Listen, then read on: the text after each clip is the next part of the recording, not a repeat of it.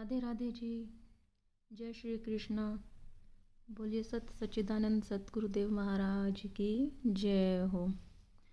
आइए आज की भागवत शुरू करते हैं हम सर्वप्रथम गुरु वंदना से। वंदो सद्गुरु चरण को करूं से प्रेम प्रणाम। अशुभ हरण मंगल करण श्री देव चंद्र जी को नाम। देव चंद्र जी को दर्श दियो जो है पूर्ण रूप। तारतम्य को तत्व कहो हृदय बैठ स्वरूप। तन मन धन अर्पण कियो सब तुम पर ब्रजराज। मन भावे सो ही करो हाथ तुम्हारे लाज। सतगुरु मंगल दास है साथी सुंदर साथ। आशीष अपना दीजियो होवे पूर्ण काम। प्राणनाथ तुम सत्य हो तुमसे चलत जहान। मैं आधीन करनी नहीं बाह गही की लाज। दो कर जोड़ विनय करूं तोरी सब अपराध क्षमा करो मोरी। यह जंगल में मंगल दाता तुम हो मात पिता मम भ्राता। आन पड़े हम शरण तिहारी जन्म मरण का है दुख भारी। तुम्हें छोड़ किस द्वार पे जाऊं मन की व्यथा मैं किसको सुनाऊं। दीन दास ये अर्ज गुरारी कृपा करो हे कृष्ण मुरारी। बोले सतगुरुदेव महाराज की जय हो। श्री कृष्णाय वयम नुमः। पूर्ण ब्रह्म ब्रह्म से न्यारे आनंद अखंड अपार। शिव सन कादिक आदिक इच्छित शेष न पावत पार। वह पूर्ण ब्रह्म परमात्मा है, उनके अंदर थे हम सब। इसका अर्थ हुआ कि वही पूर्ण ब्रह्म परमात्मा सत्य है, जिसको वेदों में कहा है पूर्णम इदः पूर्णम इदम पूर्णात् पूर्णम उच्यते पूर्णस्य पूर्णमादाय पूर्णमेव वशिष्यते। अर्थात परमात्मा पूर्ण है, उनकी शक्ति पूर्ण है, उनका धाम पूर्ण है, उनकी लीला पूर्ण है। उन्हीं पूर्ण ब्रह्म परमात्मा के अंदर समस्त सृष्टि समाई हुई थी। उसी सत्य पर ब्रह्म परमात्मा ने यह सारा संसार अक्षर के द्वारा नारायण की उत्पत्ति करके तथा नारायण के द्वारा एको अहम बहु श्याम की कल्पना करके सत्व गुण रजोगुण तमोगुण ब्रह्मा विष्णु महेश तथा आकाश वायु अग्नि जल और पृथ्वी और पंच तत्व शब्द स्पर्श रूप रस गंध से यह संसार बनाया और उसी के द्वारा आपका और हमारा इस भूतल पर आना हुआ। सत्य के अंश है आप और हम। परमात्मा कहाँ है, इसके बारे में अनेकों मत भेद है। कुछ लोगों का कहना है कि परमात्मा सर्वव्यापक है। कुछ मानते हैं कि परमात्मा यहाँ ज्योति के रूप में है। यदि परमात्मा का निवास इस शरीर के अंदर होता तो फिर कोई नहीं मरता। यदि ब्रह्मांड में सर्वव्यापक होता तो सब उसको देख सकते थे। वह सर्वव्यापक होते हुए भी दिखाई क्यों नहीं देते? क्योंकि वे इंद्रियों से परे है। जैसे तिलों में तेल दूध में मक्खन विद्यमान होता है, परंतु जब तक दूध का दही और दही का मक्खन मंथन न किया जाएगा तब तक मक्खन नजर नहीं आएगा। तिलों को कोल्लू आदि में नहीं पीड़ा जाएगा तब तक तेल नहीं प्राप्त होगा। ठीक उसी प्रकार ब्रह्म ज्ञान के द्वारा ब्रह्म को जानना होगा, तब वह सत्य परमात्मा प्रकट रूप से जाने जाएंगे। ये जीव परमात्मा का अंश तो है, परंतु उससे तब तक नहीं मिल सकता जब तक वह आत्मा न बन जाए। जब जीव को ब्रह्म ज्ञान हो जाता है तब वह आत्मा बनता है। यदि ब्रह्म ज्ञान नहीं हुआ तो जीव जीव ही रह जाता है और 84 लाख योनियों में भटकता रहता है। इसीलिए प्रत्येक जीव को ब्रह्म ज्ञान प्राप्त करने का प्रयत्न करना चाहिए। ब्रह्म जानाति सह ब्राह्मण। जो ब्रह्म ज्ञान को जानता है वही ब्राह्मण है। ब्राह्मण कुल में जन्म तो ले लिया, परंतु ब्रह्म को नहीं जाना तो जन्म व्यर्थ है। किसी ने कितना सुंदर कहा है, शाम को जाना नहीं सो साल जीकर क्या किया। निज रूप को पहचाना नहीं सो साल जीकर क्या किया। यदि आत्मज्ञान नहीं हुआ तो जीवन व्यर्थ है। जब मनुष्य को आत्मज्ञान हो जाता है, वह ब्रह्म को जान लेता है, तब मनुष्य को सांसारिक सुख दुखों की अनुभूति नहीं होती। तब आत्मा और परमात्मा का जो मिलन होता है वही परम आनंद होता है, और उसी में आत्मा सुख महसूस करती है, उसी में उसे सुख का अनुभव होता है। राजस्थान में ज्येष्ठ आषाढ़ के महीने में भयंकर गर्मी पड़ती है। एक बार एक तपस्वी जलती हुई बालू रेत पर बैठे ध्यान मगन थे। ऊपर से बहुत धूप पड़ रही थी, नीचे से इतनी रेत गर्म, लेकिन उसे कोई भान नहीं था, क्योंकि उन्हें ध्यान में इतना आनंद आ रहा था कि शरीर का उन्हें भान ही नहीं था। सुख और दुख से अलग है आनंद, आनंदो ही ब्रह्म, आनंद ही ब्रह्म का स्वरूप है। मानव सुख खोजता है, आनंद नहीं। वह दूसरों से अपनी तुलना करता है और सुख न मिलने पर उनको पाने का भरसक प्रयत्न भी करता है। दूसरा उनको अधिक सुखी नजर रहता है। निर्धन कहे धनवान सुखी, धनवान कहे सुख राजा को, राजा कहे चक्रवर्ती सुखी, चक्रवर्ती कहे सुख इंद्र को, इंद्र कहे श्री राम सुखी, श्री राम कहे संतन को सुख, संत कहे प्रभु भजन में सुख है, बिना भजन ये दुखिया जग।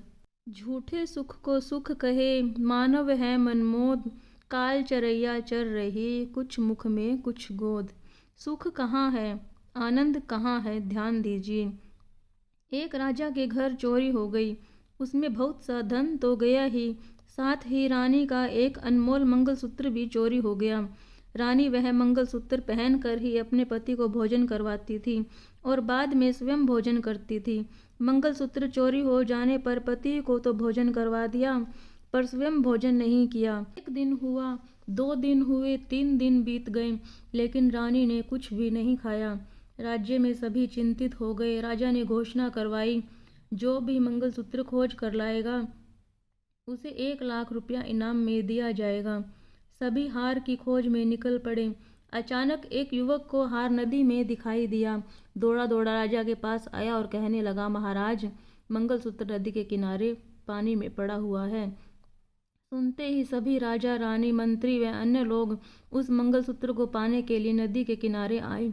उस युवक ने मंगलसूत्र पानी में से निकालने के लिए जो ही छलांग लगाई, त्यों ही पानी हिलने के कारण मंगलसूत्र आगे आगे दिखाई देने लगा। युवक उसके पीछे पीछे दौड़ता रहा। अंत में पानी इतना गहरा हो गया कि युवक उसमें डूब गया। पानी में हलचल न होने के कारण मंगलसूत्र फिर वहीं किनारे पर दिखाई देने लगा। दूसरे व्यक्ति ने मंगलसूत्र को निकालने के लिए फिर छलांग लगाई। उसका भी वही हाल हुआ जो पहले का हुआ था। उसी नदी के किनारे एक महात्मा अपनी कुटिया बनाकर रहता था। उसने सब नज़ारा देखा और भीड़ में आकर कहने लगा, राजन, 2 व्यक्ति हार को निकालने के लिए नदी में कूदे, परंतु डूब गए। गौर कीजिए राजन, पानी में मंगलसूत्र नहीं है, यह तो उसकी परछाई है। हे राजन, हार तो ऊपर वृक्ष की टहनी पर लटका है। ठीक इसी प्रकार यह जीव माया रूपी सागर में आनंद रूपी मंगलसूत्र ढूंढता रहता है। कभी व्यापार में शांति खोजता है, तो कभी धन संपत्ति में उसे पाना चाहता है, तो कभी पारिवारिक लोगों से शांति पाना चाहता है, परंतु कहीं आनंद नहीं मिलता। आनंद मिलेगा ऊपर वाले से, जिससे यह आत्मा बिछुड़ी है, उससे मिलने पर आनंद मिलेगा। कहा भी गया है, जाई के संग बिछुड़िया, ताई के संग लाग। यदि सच्चा आनंद चाहते हो तो उस पर ब्रह्म परमात्मा से अपना संबंध जोड़ लो। उससे संबंध जोड़ने के लिए आवश्यकता है प्रभु भजन की। प्रेमी भक्त आत्माओं, रात को सोते समय और प्रातःकाल उठते ही अपने परमात्मा का 10-15 मिनट के लिए ध्यान कीजिए। विनती कीजिए, हे परमात्मा, आज का दिन मैं आपके चरणों में समर्पित करता हूँ। मुझे सद्बुद्धि देना मेरे मालिक, ताकि मैं किसी न किसी सत्कार्य में अपना समय लगा सकूं। इस प्रकार आप रात को 10-12 बजे के बीच जो प्रार्थना करोगे वह सीधी परमात्मा के दरबार में नोट हो जाएगी। जब हनुमान जी ने लंका में रात को प्रवेश किया, उस समय विभीषण श्री राम नाम के कीर्तन में मगन थे। हनुमान जी ने श्री राम शब्द सुनते ही उनके घर में ब्राह्मण का रूप धारण करके प्रवेश किया और कहने लगे, हे भक्तराज, मैं आपको प्रणाम करता हूँ। कृपा आप मेरा प्रणाम स्वीकार करें। विभीषण ने आंखें खोली। सामने ब्राह्मण के रूप में हनुमान जी खड़े थे। उन्होंने भी प्रत्युत्तर में उनको प्रणाम किया। हनुमान जी ने कहा, आपका नाम क्या है, आप कौन हैं? सारे लंका निवासी शराब के नशे में मदमस्त है, केवल आप है जो श्री राम की भक्ति में मस्त है। विभीषण ने हाथ जोड़कर कहा, भगवन मैं रावण का छोटा भाई विभीषण हूँ। हनुमान जी ने कहा, धन्य हो विभीषण, इस कांटों से भरी लंका नगरी में आप जैसे गुलाब के फूल खिले हुए हैं। विभीषण ने कहा, हे अतिथि, प्रकृति ने गुलाब की रक्षा हेतु ही कांटों को बनाया है। कांटों में गुलाब खिला रहता है। इसी प्रकार राक्षसों के बीच ही भक्त की भक्ति की परीक्षा होती है। वह चाहे प्रहलाद हो, ध्रुव हो, चाहे हरिश्चंद्र हो, सभी का जीवन शिक्षात्मक घटनाओं से भरा हुआ है। हे ब्राह्मण देवता, अब आप अपना परिचय दीजिए। मैं तो यह जान गया हूँ कि आप आकाश मार्ग से आए हैं, इसीलिए कोई साधारण ब्राह्मण नहीं हो। हनुमान जी ने विचार किया कि इस भक्त से कुछ छुपाना ठीक नहीं। अपने वास्तविक रूप में प्रकट हो गए और कहा, मैं श्री राम का दूत हनुमान हूँ। यह सुनकर विभीषण गदगद हो गए और कहने लगे, कहे विभीषण सुनो हनुमंता, बिनु हरि कृपा मिले नहीं संता। परमात्मा की कृपा के बिना संत मिलन नहीं हो सकता। आज मेरे अहोभाग्य है जो आपके दर्शन करने का सुअवसर मुझे मिला है। विभीषण ने हनुमान जी को संत कहकर पुकारा, क्योंकि हनुमान जी रामदूत बनकर आए थे।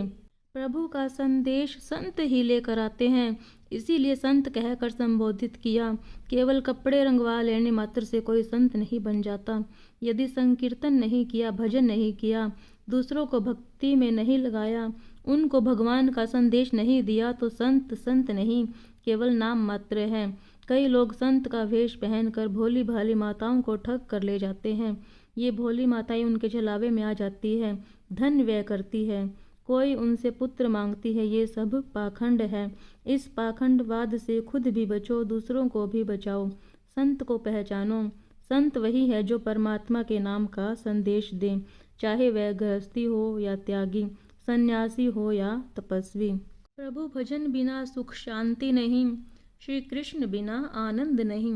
आओ परम पिता भगवान, कर दो जीवन का कल्याण। आओ परम पिता भगवान, कर दो जीवन का कल्याण।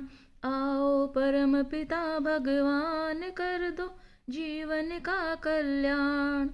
तुम हो सत्य सनातन स्वामी, सब घट व्यापक अंतर्यामी। तुम हो सत्य सनातन स्वामी, सब घट व्यापक अंतर्यामी। हम सब करें तुम्हारा ध्यान, कर दो जीवन का कल्याण। हम सब करें तुम्हारा ध्यान, कर दो जीवन का कल्याण। आओ परम पिता भगवान, कर दो जीवन का कल्याण। आओ परम पिता भगवान, कर दो जीवन का कल्याण। तुम हो परम कृपा के सागर, हे गुण मंदिर नटवर नागर। तुम हो परम कृपा के सागर, हे गुण मंदिर नटवर नागर। दो भक्ति का हमें वरदान, कर दो जीवन का कल्याण। दो भक्ति का हमें वरदान, कर दो जीवन का कल्याण। आओ परम पिता भगवान, कर दो जीवन का कल्याण। आओ परम पिता भगवान, कर दो जीवन का कल्याण। जग में बड़े बड़े दुख पाए, हम सब शरण तिहारी आए। जग में बड़े बड़े दुख पाए, हम सब शरण तिहारी आए।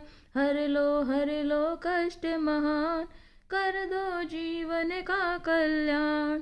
हर लो कष्ट महान, कर दो जीवन का कल्याण। आओ परम पिता भगवान, कर दो जीवन का कल्याण। आओ परम पिता भगवान, कर दो जीवन का कल्याण। ब्रह्मानंद विनय सुन लीजिए, प्रभु अपनी प्रिय भक्ति दीजिए। ब्रह्मानंद विनय सुन लीजिए, प्रभु अपनी प्रिय भक्ति दीजिए। हम सब मिलकर बने महान, कर दो जीवन का कल्याण। हम सब मिलकर बने महान, कर दो जीवन का कल्याण। आओ परम पिता भगवान कर दो जीवन का कल्याण। आओ परम पिता भगवान कर दो जीवन का कल्याण। सतगुरुदेव महाराज की जय हो। बोलिए प्राणनाथ प्यारे की जय हो। भजमन नारायण नारायण नारायण स्वामी नारायण नारायण नारायण प्यारे नारायण नारायण नारायण भजमन नारायण नारायण नारायण भजमन नारायण नारायण नारायण भजमन नारायण नारायण नारायण प्यारे नारायण नारायण नारायण स्वामी नारायण नारायण नारायण। बोले सतगुरुदेव महाराज की जय हो। बोले श्री राधा रानी सरकार की जय हो। बोले नंद नंदन नंदलाल की जय हो। जय जय श्री राधे श्याम जय जय श्री राधे श्याम जय जय श्री राधे श्याम जय जय श्री राधे।